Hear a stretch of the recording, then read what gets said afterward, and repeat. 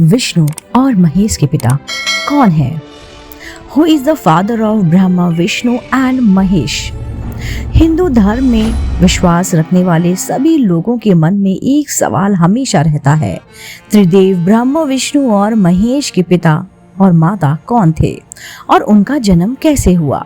ये सवाल लाखों सालों से पूछे जाते हैं। इस सवाल का जवाब अलग अलग धार्मिक कथाओं में अलग अलग मिलता है। इस वीडियो के जरिए हम आपको बताने जा रहे हैं कि त्रिदेव का जन्म कैसे हुआ और कौन है उनके माता पिता।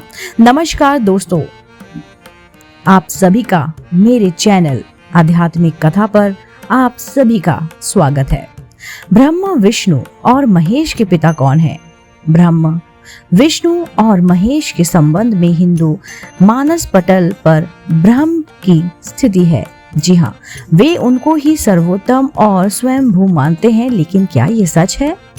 क्या ब्रह्म, विष्णु और महेश का कोई पिता नहीं? वेदों में लिखा है कि जो जन्मा या प्रकट है वह ईश्वर नहीं हो सकता। ईश्वर अजन्मा, अप्रकट और निराकार है। वास्तव में त्रिदेव ब्रह्म, विष्णु और महेश की कथा को भगवान शिव के भक्तों ने शिव को आधार बनाकर लिखा, तो भगवान विष्णु के भक्तों ने भगवान विष्णु को आधार बनाकर ग्रंथों में ऐसा कहा जाता है कि एक बार जब भगवान महादेव से जब पूछा गया कि आपके पिता कौन है, तो भगवान महादेव ने जगत गुरु ब्रह्मा का नाम लिया। और जब पूछा गया कि ब्रह्मा के पिता कौन है, तो उन्होंने भगवान विष्णु का नाम लिया। और जब उनसे पूछा गया कि भगवान विष्णु के पिता कौन है, तो उन्होंने कहा स्वयं मैं। लेकिन शिव पुराण के अनुसार ब्रह्म ही सत्य है, वही परमेश्वर है। जिस समय सृष्टि के अंधकार था, ना जल था, ना अग्नि और ना वायु था, तब केवल तत्स ब्रह्म ही थे, जिसे श्रुति में सत कहा जाता है। सत अर्थात अविनाशी परमात्मा उस परम ब्रह्म काल में कुछ समय के लिए द्वितीय होने की इच्छा प्रकट की और उनके भीतर एक से अनेक होने का संकल्प उदित हुआ। तब उस परमात्मा ने अपनी लीला शक्ति से आकार की कल्पना की, जो मूर्ति रहित परम ब्रह्म है। परम ब्रह्म अर्थात एकाक्षर ब्रह्म, और वह परम ब्रह्म भगवान सदाशिव है। प्राचीन ग्रंथ उन्हीं को ईश्वर मानता है। सदाशिव ने अपने शरीर से शक्ति की सृष्टि की, जो अपने आप अंग से कभी अलग होने वाली नहीं थी।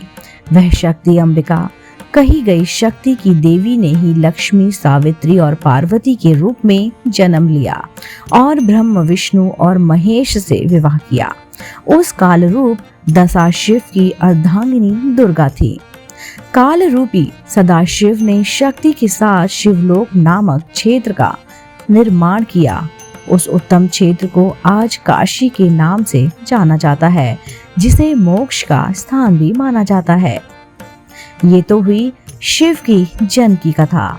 चलिए जानते हैं विष्णु जी के जन्म की कथा। यहाँ काल रूपी ब्रह्म सदाशिव और दुर्गा पति और पत्नी के रूप में निवास करते थे।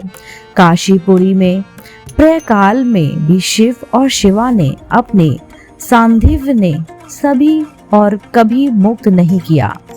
इस आनंद रूप वन में रमण करते हुए एक समय शिव को ये इच्छा उत्पन्न हुई कि किसी दूसरे पुरुष की सृष्टि करनी चाहिए, जिस पर सृष्टि निर्माण कारक और निर्माण का कार्यभार रखकर हम निर्वाण धारण कर सके।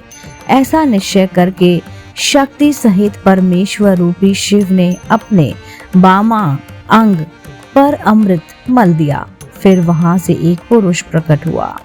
शिव ने उस पुरुष से संबोधित करते हुए कहा, वत्स, व्यापक होने के कारण तुम विष्णु के नाम से जाने जाओगे।